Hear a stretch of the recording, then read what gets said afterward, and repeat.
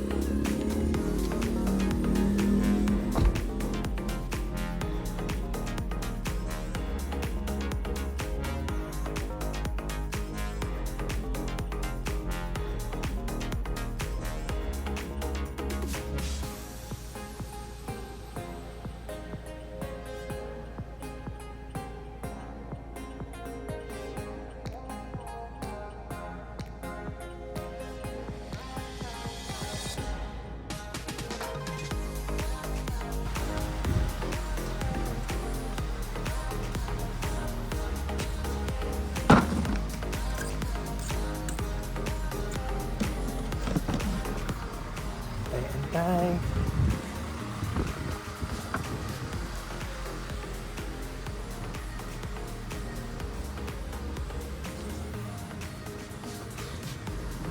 Mainit. Ayoko nang magbilad sa araw. Masyado na tayong nog-nog. Hello. Magandang hapon. Okay. Ngayon, naman tayo sa school ni Pixar. Sundo naman tayo.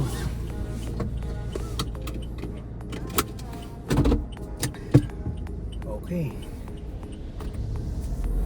Okay, Pixar is here. Okay. Say hi to the vlog. Hi. Okay. So, uwi na kami. Hindi kami magmamall, hindi kami gagala. Uwi na, straight.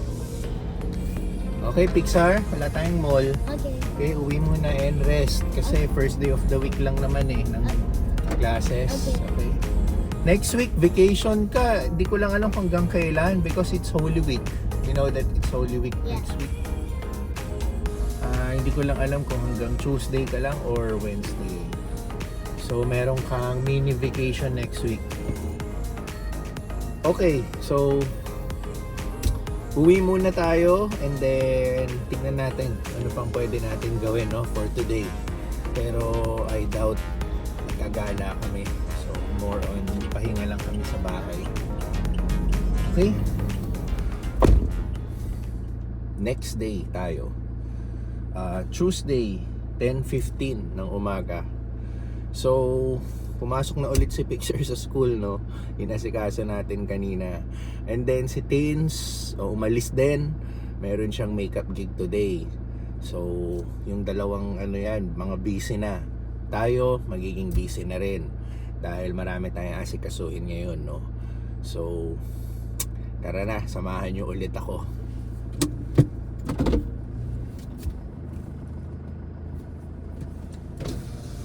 Te, pasuyo na lang.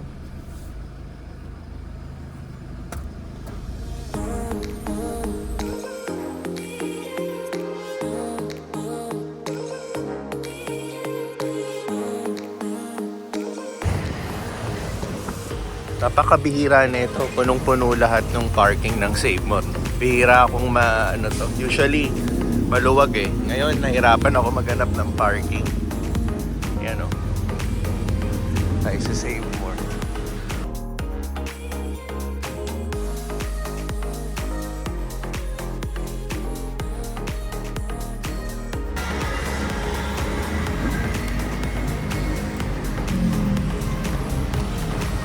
Task 1, tapos na tayo. Ihatid lang natin to. Tapos, doon na tayo sa susunod na task.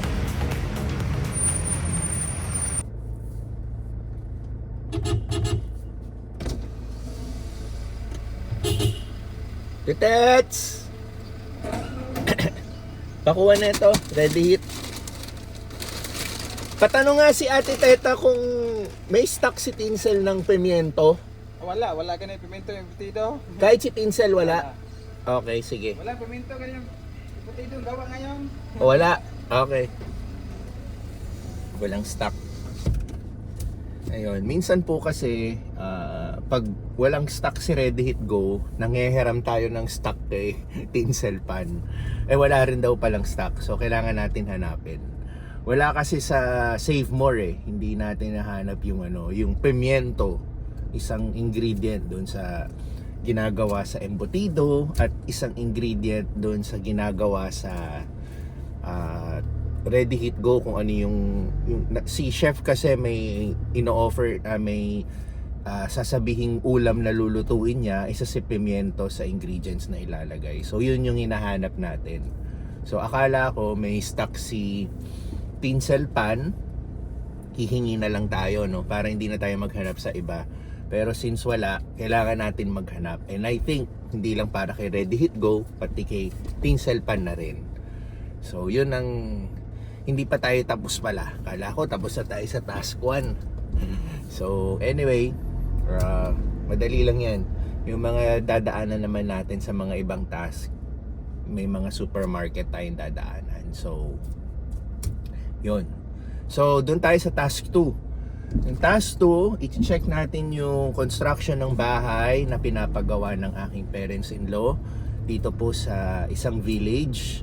So pag nagawa po ito, pag natapos po yung construction nito, ibebenta rin po ito. So parang business po ng parents-in-law ko is build and sell, no?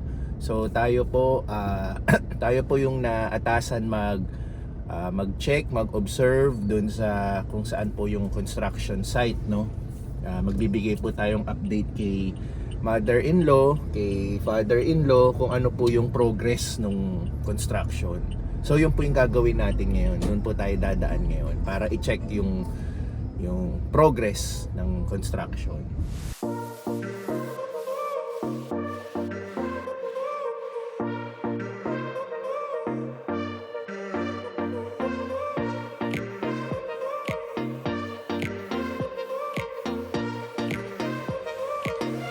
Pasok tayo dito. Ito. Ayan. Morning ah. Check lang natin yung progress. So ito na. Nakakapagtayo na ng mga Ayun. Ito yung unang no? Ito yung hati ba? Ito yung hati? Oo, ito. Ito yung hati. Okay. So parang isang pader lang ang mag-aano dyan, no? Magkahati sa dalawang bahay. Okay. So ito yung progress ng construction dito. So dito mag-i-start din hukay pa. So ito yung barracks nila. Dito ba yung barracks nyo? May stay-in ba dito? Isa lang po. Isa lang. Oo. So ito, hindi na ako magtatagal para makapag kayo. Nag-check lang tayo. Tsaka mainit na rin. Salamat. Ayun. Okay. Nakakuha na tayo ng pictures and videos para ma-update natin si parents-in-law. So ito po yun. So, mabilis lang yung task 2 natin. Mag-check lang tayo. Siguro mga 10 minutes lang tayo dito. Nakipag-chikahan lang. And then, okay. Task 3. Pupunta tayo sa bilihan ng bigas. Malapit dito. Kasi doon mura at saka magandang quality. Okay, third stop. Bili tayong bigas. May restaurant nga palang bago dito. Dito tayo nagpark. Actually, yung may-ari daw nito, ito din yung may-ari nung nagbebenta ng bigas. So, pwede tayo magpark doon. So, dito tayo sa Marcos Alvarez. Bibili tayo ng bigas. Dito tayo bumibili. Yan, rice dealer. Yan, dito tayo. Mura kasi dito, tsaka magandang klase. Dito tayo sa ito yung mga 51. Okay. So ito yung kinuha natin. Magandang klase to 51. Tapos ito yung may mga ibang presyo, maabot na ng 55, 61. Pero ito mga sobrang high level na to. Ito sakto lang.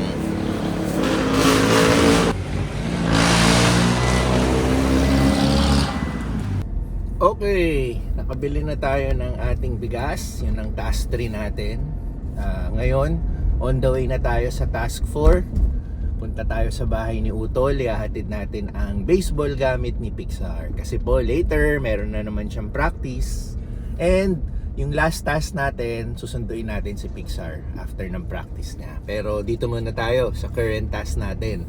So, may isi-share lang din ako, no?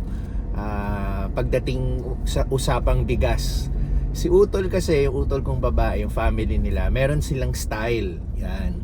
Ang style nila, hindi sila bumibili ng mga sobrang mamahalin at sobrang sasarap na bigas. 'Di ba? Yung mga kanin. Kasi nga naman, pag magandang klase yung bigas mo, talagang mapapa take 2, mapapa take 3 ka ng cups ng kanin, no, ng cups of rice. Mapaparami yung kain mo. So yun ang iniiwasan nila. Kasi health conscious din kasi sila no. Alam naman natin yung kanin, napakataas sa sugar niyan. So yun yung iniiwasan nila. So ang binibili lang nila yung mga sakto lang. Kaya hindi ka na masyadong gaganahan mag-extra rice pa or extra rice. Tamang amount na lang yung kakainin nila, no? Kasi nagpapagana talaga pag sobrang sarap ng kanin, mapaparami ka talaga no. So yun yung ginagawa nila. Though alam naman natin capable sila bumili ng mga ganong mamahaling bigas, no. Pero nagdisiplina sila na yun yung magiging strategy nila. Yan. Well, tayo naman, ang kagandahan naman sa atin, hindi natin kailangan gawin yun dahil ako nagbawas na talaga ako ng meal ko, 'di ba? Yun nga no, simula nung tumaas yung cholesterol levels ko nagbawas na ako ng isang meal a day hangga't maaari, no. Syempre may depende pag may okasyon mapapakain tayo. Pero yung on a normal basis, nagbawas na ako ng isang meal. So parang 1 meal a day na lang tayo.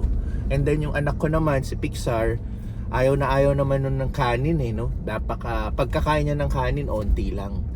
So ano yun more on ulam boy and sandwich, yan ang hilig niya. Tapos si Tinsel, gumagawa yan ng sarili niyang meal plan. And then kontrolado rin yung amount ng kanin na kinokonsumo niya. So technically sa amin, hindi rin kami ganun kalakas magkonsumo na sa ngayon ng kanin, no? And si Ate Teta and si Richie sa bahay namin, sila na lang talaga technically. Though si Ate Teta hindi rin naman malakas kumain, si Richie na lang, no? So okay din naman yun sa amin, hindi namin kailangan gumawa ng strategy tulad sa kapatid ko, kasi nga yung pagkonsumo namin sa kanin okay na. Nakakatipid na rin kami, at the same time hindi na rin kami konsumo ng marami, which hindi nakakadagdag sa yung high level ng sugar natin sa katawan. So ayun, nag-share lang tayo. So anyway, nandito tayo sa River Drive pala, no? Dito tayo dumaan kasi yung pinagbilan natin ng bigas at sa Save More, dito yung mas malapit na way papunta sa kapatid ko, hindi dun sa usuals natin dun sa Friendship.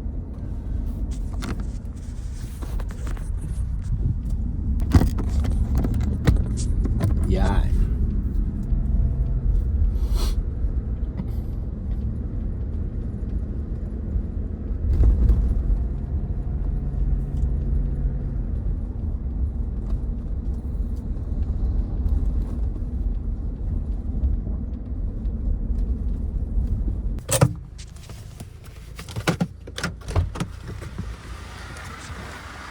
Ay, dating gawi.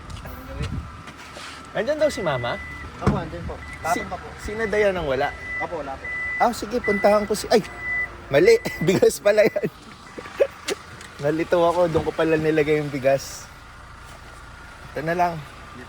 Tapos sapatos. Puntahan ko lang saglit si Mama.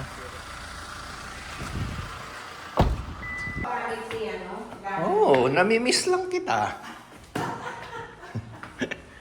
Hindi, nandito ka daw eh.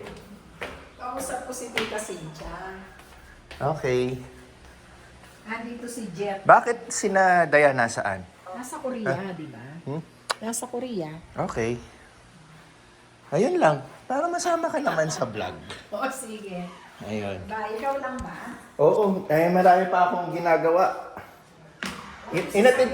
Yung kay Pixar, tawag doon? Ano? Yung ID niya, lagi niyang kinakalimutan.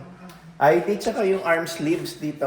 Okay. Nasa bag niya. Nandun lang lahat. Binigay ko na kay Jolly. Oo. Ayan. Sige ma. Okay, sige. Wala na pa yung sasakyan ni Papa mo niyan. Bakit? Pinadala daw ni Marvin sa Italia? Italia. Okay. Doon naman yan madalas. Tsaka mas madali. Kukunin din yata ni Mark yun eh. Oo. Para mas madaling makuha ni Mark. Oo. Okay ma. Ilang araw ka rito? Hanggang Thursday. Ba? Matagal-tagal ah. Sige. Okay na. Pasara na lang nito.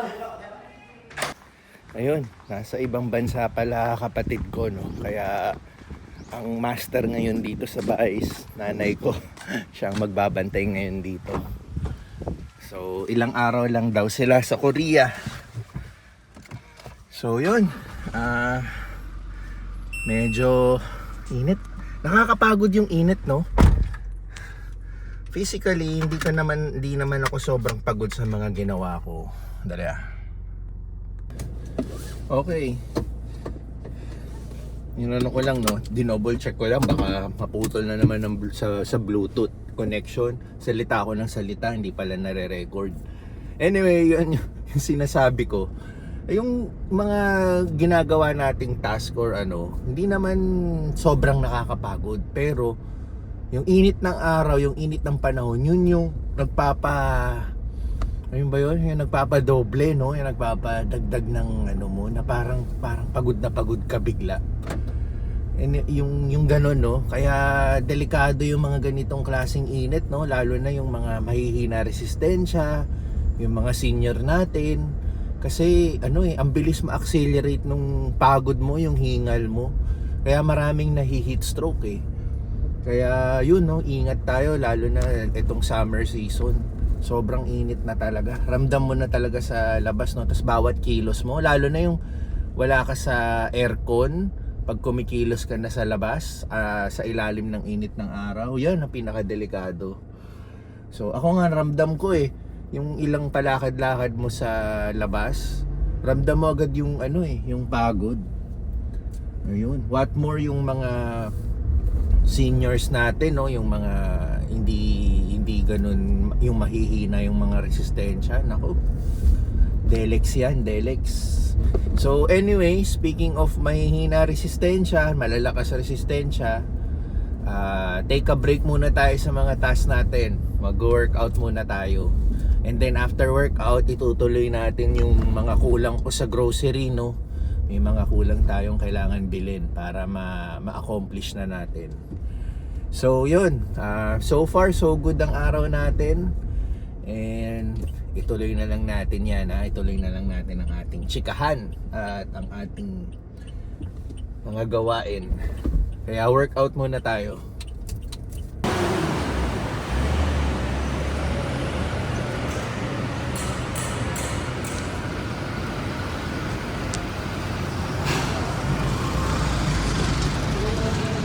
Okay.